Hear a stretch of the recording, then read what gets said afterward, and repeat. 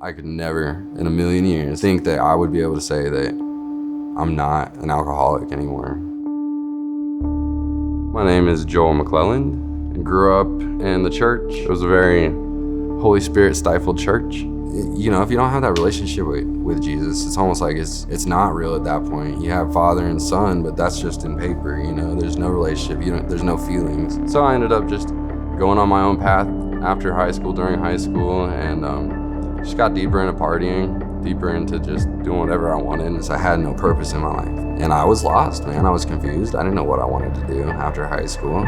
So I just kept drinking, and I realized I could drink, and I could drink and drink and drink. And then after that, it was like I had to drink or else I couldn't function, and that was a lot of my life. I never thought that I was not gonna be an alcoholic. I had 100% made up in my mind that was the rest of my life. Because there was no hope. I mean, it just got to that point where I ran out of any resources I had. Slept in a tent by the railroad. Addiction is rough. Just so crazy, like what those drugs will make you do. And like the spirits, I guess it's the spirits probably attached to them. Like under the influence of meth, you will steal. You'll steal. And it doesn't even matter why. Satan was doing things to like scare me. I almost felt like he was trying to make me go crazy by the things he did. And like, what made me realize that there must be a God was just seeing the evil out there.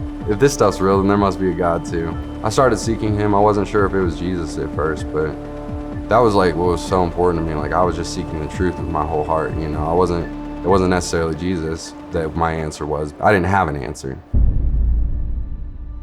The spring of 2020, I've been out there 2 winters. At this point, I'm really starting to believe in him. I see his miracles a lot more, and I see the spiritual world a lot more, and how he works in our favor and stuff, how he's protecting me, how I never had to worry about where I was gonna eat or how I was gonna have clothes. I always had plenty of stuff out there. He was always taking care of me to the point where I could give my stuff away to people that needed it. I was just having one of those days that God was talking to me a lot, and I ended up in front of the Salvation Army. He just told me to start praying there, and that's like when I got baptized in the Holy Spirit right there. Looking back at it, I'm like, wow, I was asking for help. And that's what God says, if you ask, he'll send you the helper, you know. I got up and started praising, man, and I was crying, and I ran across like America the Beautiful Park, like proclaiming his name. And like everybody looked at me like I was crazy. But since then, I knew that I was his, and I was, you know, what that meant. That's really the day that I understood what that meant. At first, after that day, like not a whole lot changed. I thought like miraculously everything was gonna change. But